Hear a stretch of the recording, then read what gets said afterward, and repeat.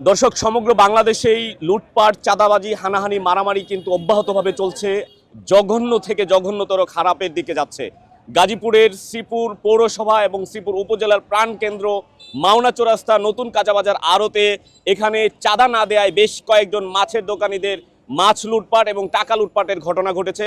আমরা যুক্ত হতে চাই সরাসরি ভুক্তভোগীদের কাছে, জানতে চাই কি হয়েছিল। বলেন তো কি হয়েছে এখানে। আজকে ওই পাশে গেছে, ওই পাশে ওই পাশে গেছে, লুটপাট করছে। লুটপাট করে মুরব্বী আছে এগুলো দেখেন।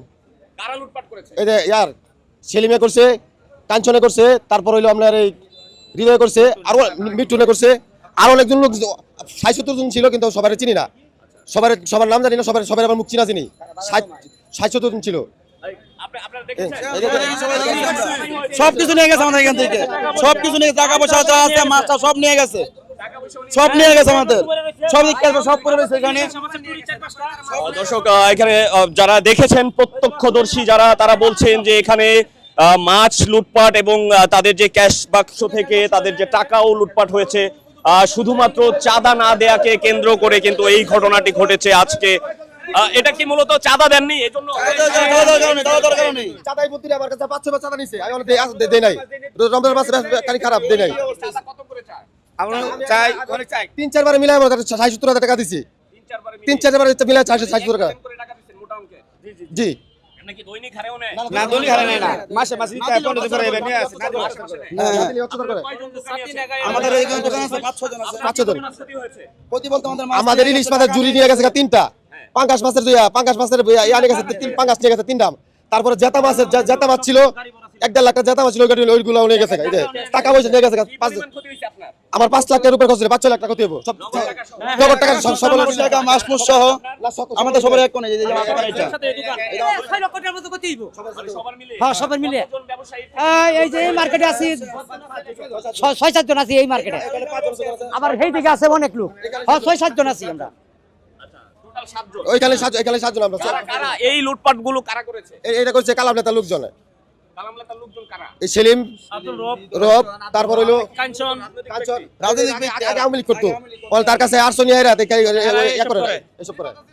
রিফাত ছিল, হ্যাঁ ওনার ওনার সাথে রিফাত ছিল, অনেক কিছু ছিল। সবাই দেখেছে। আমরা বিচার চাই এইসবে, মানুষ ব্যবসা করে খাই, সবাই বিচার চাই। কি করে খাবো স্যার? আমরা দুই গরিব মানুষ ব্যবসা করে বাদ খাই ফুটপাতে, এইসব স্যার আমাদের সাথে করে আমরা কি করে খাবো বলেন স্যার? আমাদের প্রতি 2 দিন পাবে বাদ, আমরা কিভাবে চলবো স্যার?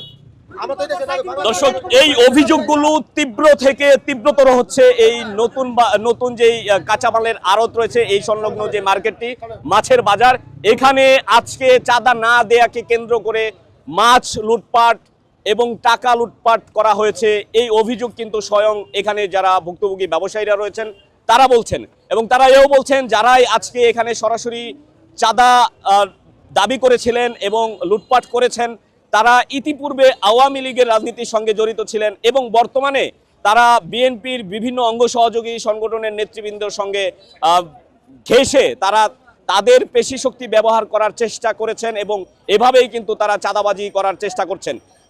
ভুক্তভোগী যারা ব্যবসায়ী রয়েছেন এবং এলাকার সচেতন মহলের যারা রয়েছেন, তারা সকলেই এই যে অব্যাহতভাবে আইন শৃঙ্খলার চরম অবনতি, চাঁদাবাজি, লুটপাট, মারামারি, এইসব বন্ধের জন্য জোর দাবি জানিয়েছেন। এতক্ষণ জানাচ্ছিলাম মোহাম্মদ মুজাহিদ, নয়াদিগন্ত, গাজীপুর।